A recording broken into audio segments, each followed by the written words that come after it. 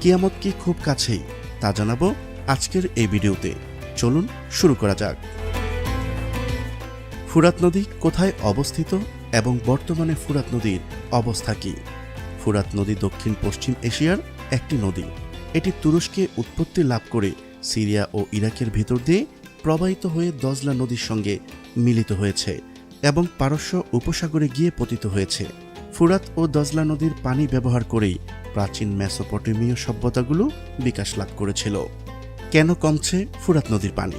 ফুরাত নদী 2700 কিলোমিটার দীর্ঘ এবং এর অববাহিকার আয়তন প্রায় 4,40,000 বর্গ কিলোমিটার। ফুরাত নদী প্রতি বছর প্রায় 2800 কোটি ঘনমিটার পানি বহন করে।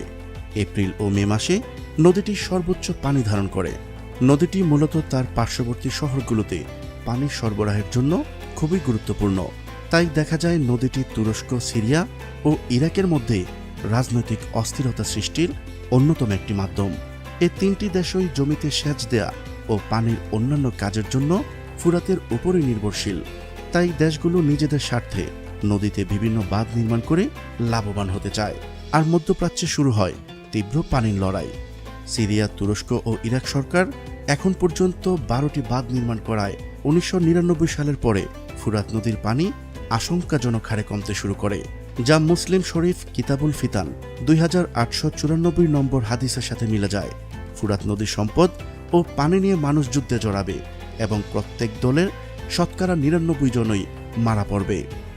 ফুরাত নদীর তীরে আসলে কি সোনার পাহাড় পেয়েছে? ফুরাতের পানি শুকিয়ে যাওয়ার পর স্বর্ণের পাহাড় সেখানে ওঠা বা প্রচুর পরিমাণ স্বর্ণ সেখানে পাওয়ার বিষয়টি এই মুহূর্তে আলোচনার কেন্দ্রে রয়েছে।